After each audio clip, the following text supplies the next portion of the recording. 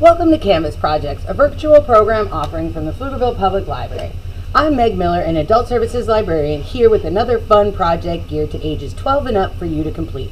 Those who registered through the library calendar can pick up their material supply kits, and for everyone else watching, we hope you give these techniques a try. This month's project is a heavy water watercolor project. Let's start with a look at the supplies being provided. So our video is going to probably be fairly short and our supplies are very minimal.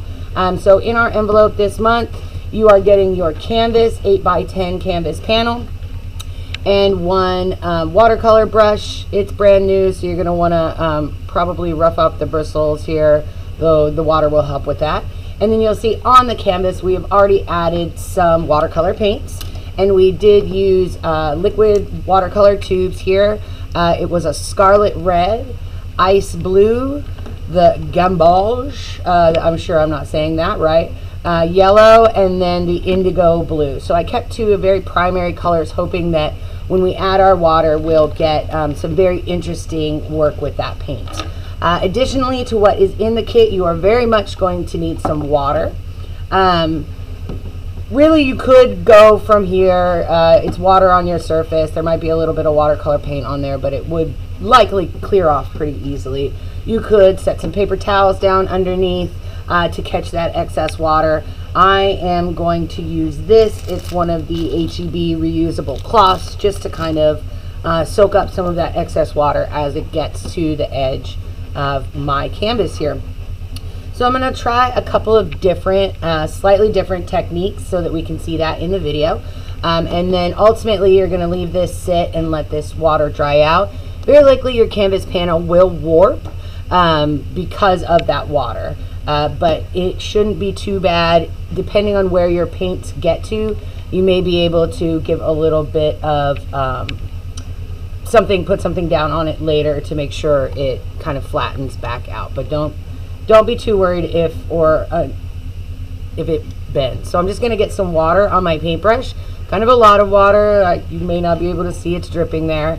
And I'm just going to come right by these paints. And I'm just going to start adding a bunch of water along that line there, right next to that dried paint. And I'm getting a little bit of color, but this is just that first come through. Then I'm going to come back with another pass and really get into that color and start moving that water up and away from my paints. All the way across again. If I'm trying to get some of that deeper indigo to release there, I'm coming right back with it. Getting more water as I go. The yellow is really bright in there. And right now I'm not too worried about how those colors are interacting with each other. Bring some more water up here.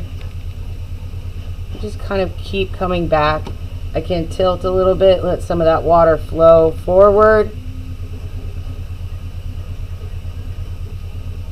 And then just let that, so it's a very organic kind of look there.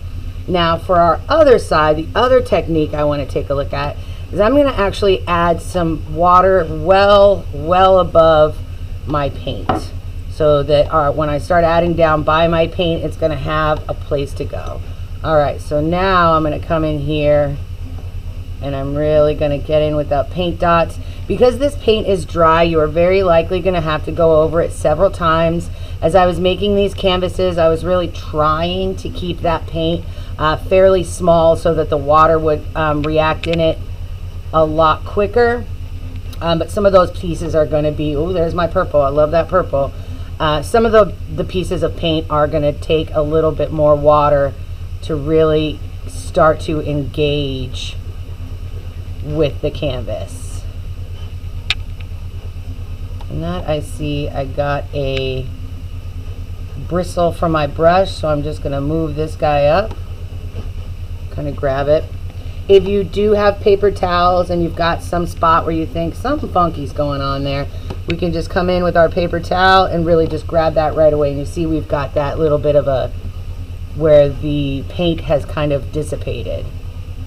Now this is giving me more of a standard line than this kind of naturally gave, as I put the paint close to the, or put the water close to the paint first, or here gave it some sense of place to go.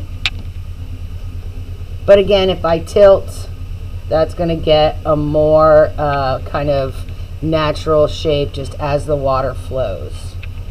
Come back in, coming through. I'm actually going to pull off the end of that paintbrush. Now with this, I very likely would let this dry for a little bit, and then I could even come back in with some more water and really get the rest of these paint, because I haven't used up all of the paint that's there.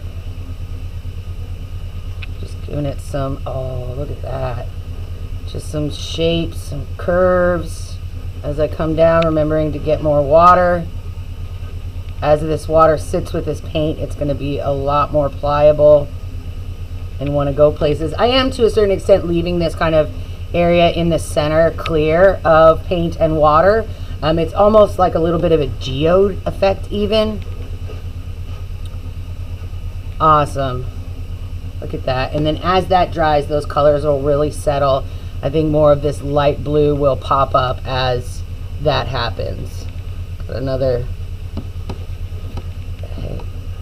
fiber of the brush in there. Get that guy up here. There we go. Oh yeah. Beautiful. As always, we'd love to see how your Canvas projects come up, and we hope you enjoy this. We will see you in 2026 with our next Canvas projects. Thanks for watching.